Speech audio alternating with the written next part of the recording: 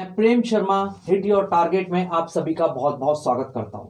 देखिएगा, ये जो हमारा आज का जो टॉपिक है वो है हमारा 1858 का भारत शासन अधिनियम। इस अधिनियम के पारित होने के क्या कारण थे, इसमें क्या क्या प्रावधान थे और इस अधिनियम के बाद जो महारानी विक्टोरिया ने अपनी घोषणा पत्र इलाहाबाद के दरबार में पेश किया वो क्या था, ये सारी चीजें आज हम इस वीडियो में पढ़ेंगे, इस वीडियो में समझेंगे। चलिए बिना देरी के शुरू करते हैं। सबसे पहले देखते हैं, देखिएगा जो 1858 का अधिनियम पारित हुआ, इसका बेस कहीं ना कहीं बहुत पहले लग चुका था, कहीं ना कहीं बहुत पहले इसके एक पृष्ठभूमि तैयार कर चुके थे। हमने देखा जो 1853 का एक्ट आया था उसमें कंपनी का जो कार्यकाल था उसकी कोई भी समय सीमा निर्धारित नहीं की गई थी। यानी एक तरीके से जो ब्रिटिश क्राउन था, ब्रिटिश ताज था, वो किसी ना किसी तरीके से भारत के अंदर कंपनी के शासन को समाप्त करने की इच्छा रखता था। और सबसे मेन कारण, इसका जो तत्कालिक कारण माना जाता है वो माना जाता है 1857 की क्रांति, जो आपने पहली वीडियो में देख चुके हैं। 1857 की क्रांति किस कारणों से हुई, क्या क्या उसके विफलता के कारण थे और क्या क्या उनके परिणाम रहे। जब 1857 की क्रांति विफल हुई तो उसका सबसे मेन इफेक्ट यह रहा कि जो कंपनी का शासन था वो समाप्त कर दिया गया और यह शासन सीधा ब्रिटिश सरकार के हाथ में दे दिया गया। यानी दोस्तों इससे क्या देखिएगा, 1858 के एक्ट का भी सबसे मेन प्रावधान यही था। तो 1858 के एक्ट को देखिएगा, समझिएगा, ध्यान से समझिएगा, एक एक पॉइंट को बहुत ही डिटेल में समझाया जाएगा। सिर्फ एक ही रिक्वेस्ट है कि आप इस चैनल को सब्सक्राइब कीजिएगा, वीडियो को लाइक कीजिएगा और कमेंट करके जरूर बताइएगा कि आपको ये जो वीडियो है वो कैसी लगी। देखिए, जब ये 1858 का एक्ट पारित हुआ तो इस एक्ट में सबसे पहला प्रावधान था कि ईस्ट इंडिया कंपनी का शासन समाप्त हो गया और भारत में अब ब्रिटिश सरकार का शासन प्रारंभ हुआ। ब्रिटिश सरकार का शासन यानी सीधा सीधा जो पार्लियामेंट थी वहां की, उसका शासन भारत में प्रारंभ कर दिया गया। यह इस एक्ट का सबसे मेन प्रावधान था। सबसे मेन यह रहा कि ईस्ट इंडिया कंपनी के शासन में इतना ज्यादा भ्रष्टाचार भर चुका था कि भारत ही नहीं, ब्रिटेन में भी एक समूह ऐसा जागृत हुआ जो ईस्ट इंडिया कंपनी के शासन को समाप्त करना चाहता था। और इसीलिए देखिएगा, भ्रष्टाचार और उसकी जो क्रूरता भरी नीति थी, चाहे वो वेलेजली की सहायक संधि वाली नीति हो, चाहे डलहौजी की विस्तारवादी नीति हो, राज झड़प नीति हो, जितनी भी ये नीतियां थी, कहीं ना कहीं इनसे भारत के साथ साथ ब्रिटेन में भी आक्रोश जागृत हुआ और वो सभी ईस्ट इंडिया कंपनी के शासन को समाप्त करना चाहते थे। इसीलिए 1853 का जो अंतिम चार्टर एक्ट था, जो चौथा चार्टर एक्ट था, उसमें कोई भी समय सीमा निर्धारित नहीं की गई थी कंपनी के शासनकाल की। सबसे मेन प्रावधान यह रहा कि इसमें ईस्ट इंडिया कंपनी के शासन को समाप्त कर दिया गया और भारत में ब्रिटिश सरकार का शासन प्रारंभ हुआ।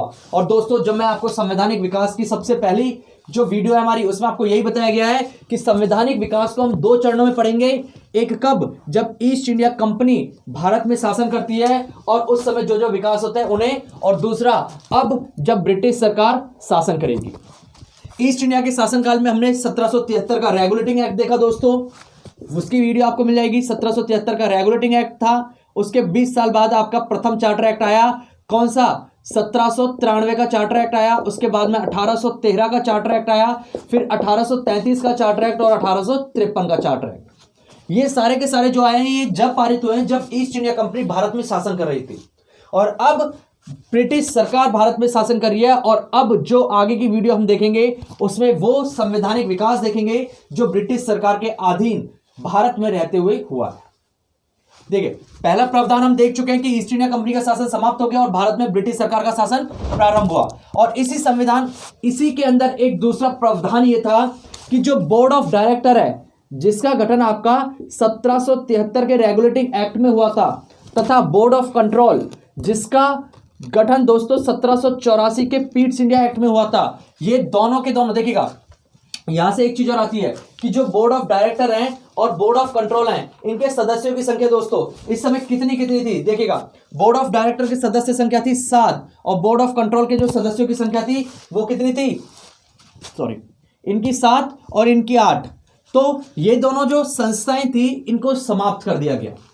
भारत के अंदर बोर्ड ऑफ डायरेक्टर जो कंपनी को डायरेक्ट दिशा निर्देश देती थी वो, बोर्ड ऑफ कंट्रोल जो कंपनी को नियंत्रित करती थी वो, दोनों संस्थाएं समाप्त कर दी गई और इनके जो अधिकार थे या जो इनकी शक्तियां थी वो भारत राज्य के जो सचिव उसे दी गई, यानी secretary of state for India को इसके अधिकार और इनकी शक्तियां प्रदान कर दी गई।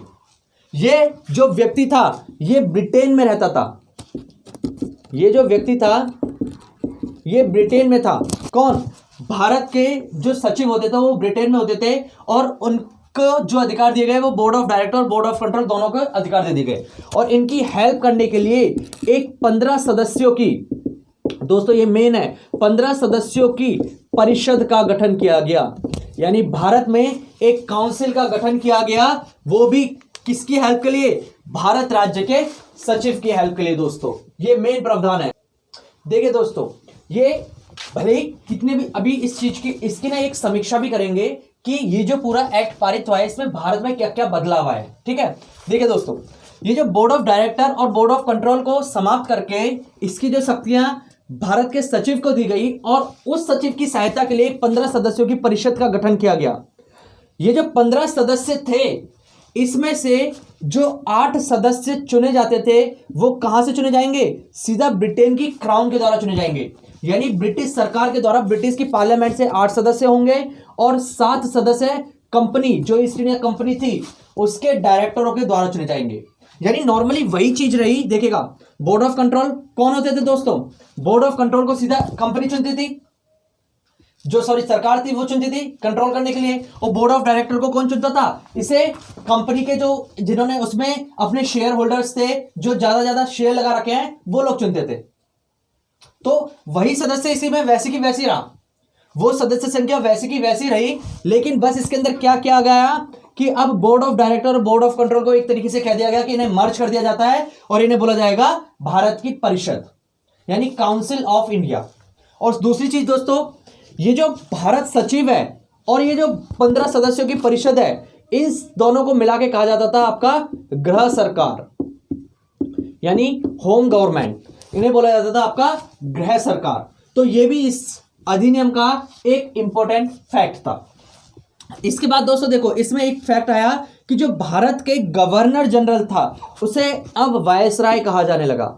वायसराय दोस्तों उन्हें कहा जाता है जो ब्रिटिश क्राउन का प्रतिनिधित्व करता था, तो उसी व्यक्ति को कहा जाता था वायसराय। और वो भारत में, क्योंकि जो गवर्नर जनरल है अभी तक ये कंपनी का प्रतिनिधित्व कर रहा था, कंपनी का गवर्नर जनरल होता था, लेकिन कंपनी का शासन समाप्त हो चुका है, तो अब ये किसे प्रतिनिधित्व करेगा? ये ब्रिटिश क्राउन को प्रतिनिधित्व करेगा भारत में, और इसी को अब क्या कहा जाने लगा? वायसराय कहा जाने लगा। तो ये भी इसका इंपॉर्टेंट प्रावधान था दोस्तों, क्योंकि प्रश्न आपसे पूछा जाता है कि भारत का प्रथम वायसराय कौन था या कंपनी का अंतिम गवर्नर जनरल भारत में कौन था। तो देखिएगा दोस्तों, इस समय लॉर्ड कैनिंग थे भारत में। लॉर्ड कैनिंग इस समय भारत में थे, वही कंपनी के गवर्नर जनरल बने दोस्तों, क्योंकि ये भारत के अंतिम गवर्नर जनरल थे। इन्हीं के समय ये अधिनियम पारित हुआ और यही ब्रिटिश क्राउन के द्वारा बनाए गए भारत के पहले वायसराय भी थे। तो ये भी आपका सबसे इंपॉर्टेंट पहलू है इस एक्ट का। इसके अलावा दोस्तों इसमें देखिएगा, भारत मंत्री को वायसराय से, भारत मंत्री यानी दोस्तों जो भारत का सचिव है उसी की बात कर रहे हैं, उसे जो वायसराय यानी जो गवर्नर जनरल है इससे गुप्त पत्र व्यवहार करने का अधिकार दिया गया, तथा ब्रिटिश संसद में ये जो सचिव था ये हर साल भारतीय बजट पेश करता था। भारतीय बजट और साथ में भारत के लिए क्या क्या सुझाव, क्या क्या जो चेंजेस ला सकते हैं वो सारी चीजें ये पेश करते थे, किसमें? ब्रिटिश पार्लियामेंट में। तो ये इस एक्ट के थोड़े इंपॉर्टेंट प्रावधान थे। इस एक्ट के जो मेन फैक्ट है वो भी देखिएगा दोस्तों। इस एक्ट के दोस्तों देखिएगा, सबसे मेन चीज क्या हुई कि सब गवर्नर जनरल ये कहां पे होते थे? ये होते थे भारत में। यानी भारत के गवर्नर जनरल किसके अधीन कार्य करते थे? वो करते थे भारत के सचिव। और भारत का सचिव कहां पे होता था दोस्तों? ये होते थे हमारे ब्रिटेन में। और भारत सचिव जो है किसके अधीन थे? वो थे ब्रिटिश क्राउन। और ब्रिटिश क्राउन इस समय जो थी वो थी हमारी महारानी विक्टोरिया।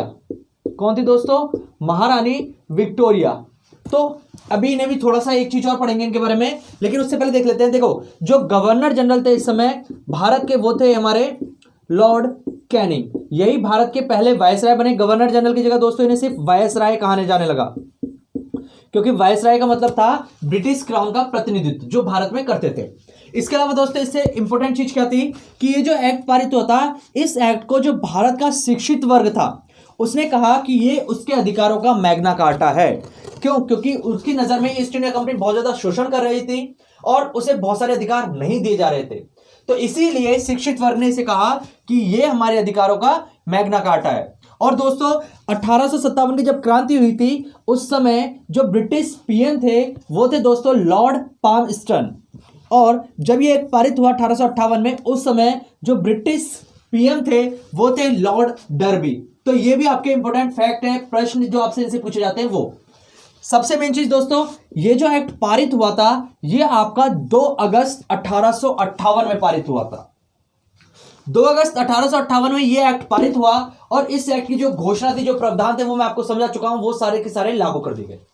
इसके बाद क्योंकि 1857 की क्रांति थी, उस क्रांति का जो विद्रोह के कारण जो रहे उन कारणों पे एक बार गौर किया गया ब्रिटिश की तरफ से, और उसी लिए ताकि ऐसी क्रांति ना हो, जो वर्ग उस क्रांति में शामिल थे उन सबको शांत करने के लिए एक घोषणा पत्र लाया गया।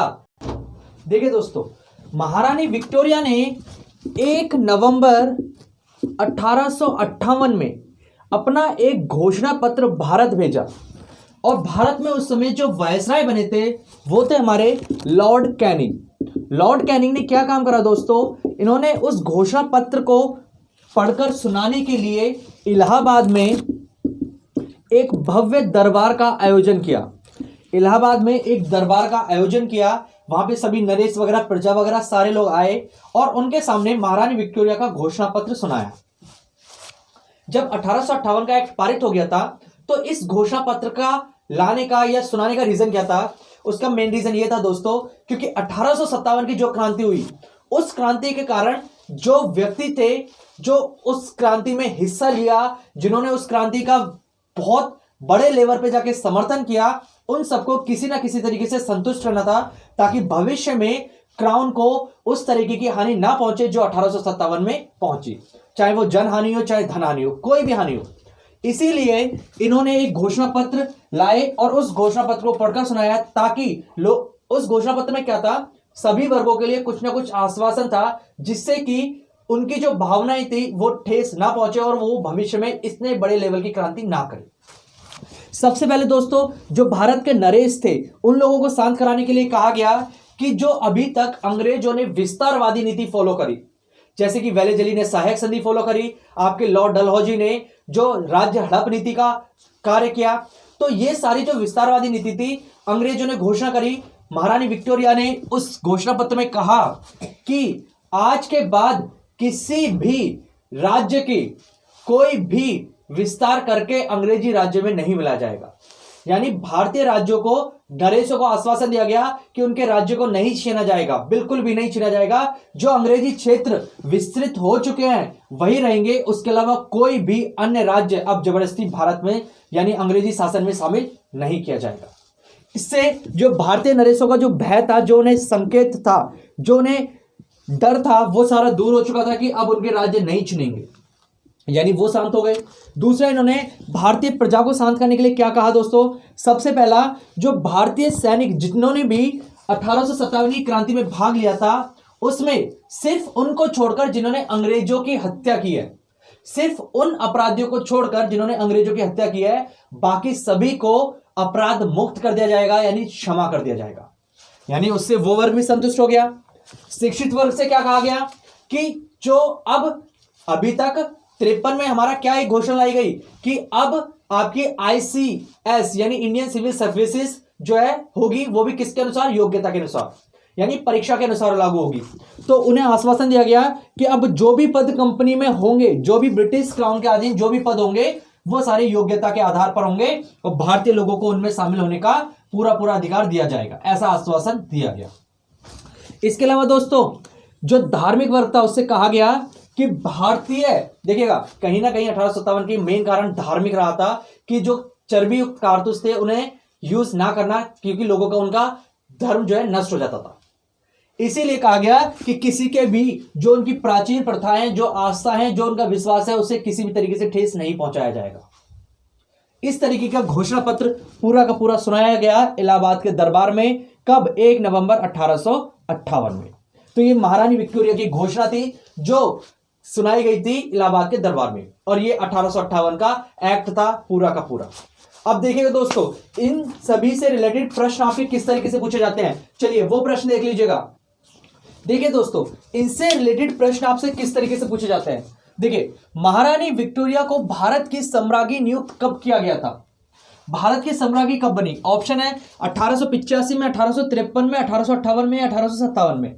तो इसका सही आंसर है 1857 में महारानी विक्टोरिया को भारत की सम्राज्ञी घोषित किया गया था। कब? डेट भी याद रख लीजिए चाहे, 2 अगस्त 1858। 1885 में दोस्तों कांग्रेस की स्थापना हुई थी। 1853 में आपका अंतिम चार्टर एक्ट पारित हुआ था, और 1857 में आपका गदर विद्रोह हुआ था। इसके बाद अगला प्रश्न है, किस ब्रिटिश अधिनियम के अनुसार नियंत्रण बोर्ड दोस्तों आपका क्या था? बोर्ड ऑफ कंट्रोल एंड निदेशक मंडल आपका क्या था? बोर्ड ऑफ डायरेक्टर को समाप्त कर द्वैत सरकार की प्रणाली समाप्त कर दी गई। ये जो दोहरी शासन प्रणाली चली थी द्वैत सरकार की, एक तरफ बोर्ड ऑफ डायरेक्टर था, एक तरफ बोर्ड ऑफ कंट्रोल था। बोर्ड ऑफ डायरेक्टर यानी कंपनी के अधिकारी थे, और बोर्ड ऑफ कंट्रोल ब्रिटिश सरकार के अधिकारी थे। इनको समाप्त किस अधिनियम के तहत किया गया था? भारत सरकार अधिनियम 1858 के तहत इन्हें समाप्त कर दिया गया था। ठीक है दोस्तों, इसके अलावा अगला प्रश्न, भारत के प्रथम वायसराय और गवर्नर जनरल कौन बने? Lord Hastings, Lord Canning, William Bentinck या डलहौजी? तो भारत के प्रथम वायसराय और गवर्नर जनरल दोनों का एक ही व्यक्ति के पास पद था, वो थे आपके लॉर्ड कैनिंग। इसके अलावा दोस्तों अगला प्रश्न, रानी विक्टोरिया घोषणा पत्र कब पढ़कर सुनाया गया? ऑप्शन थे दोस्तों 2 अगस्त 1858, 5 सितंबर 1858, 1 नवंबर 1858 या 10 मई 1857। तो रानी विक्टोरिया का जो घोषणा पत्र था वो 1 नवंबर 1858 में पढ़कर सुनाया गया था, जबकि उससे जस्ट पहले 2 अगस्त 1858 में आपका एक्ट पारित हुआ था भारत शासन अधिनियम, और 10 मई 1857 को आपकी मेरठ में क्रांति प्रारंभ हुई थी 1857 की। प्रश्न देखिएगा, भारत में ईस्ट इंडिया कंपनी का शासन कब समाप्त हुआ दोस्तों? तो प्रश्न आपके 1857, 1853, 1858 या 1861। तो ईस्ट इंडिया कंपनी का शासन दोस्तों 1858 में समाप्त हुआ। काफी बार कंफ्यूज हो जाते हैं कि ये तो 1857 में समाप्त हो चुका था विद्रोह के बाद। नहीं, ये 1858 में जब एक्ट पारित हुआ, 2 अगस्त 1858 में जब एक्ट पारित हुआ तब जाके ये समाप्त हुआ। तो ये आपका पूरा का पूरा 1858 का भारत शासन अधिनियम था दोस्तों। अगर आपको ये वीडियो अच्छी लगी है तो हमारे चैनल को सब्सक्राइब कीजिएगा, वीडियो को लाइक कीजिएगा और कमेंट करके जरूर बताइएगा कि आपको ये वीडियो कैसी लगी दोस्तों। आज की वीडियो में इतना ही दोस्तों। अगली वीडियो में आपका देखिएगा, अब हम जो अगली वीडियो में पढ़ेंगे वो 1861 का एक्ट पढ़ेंगे, और उसके बाद धार्मिक और राजनीतिक आंदोलन। इस वीडियो में इतना ही दोस्तों। जय हिंद, जय भारत।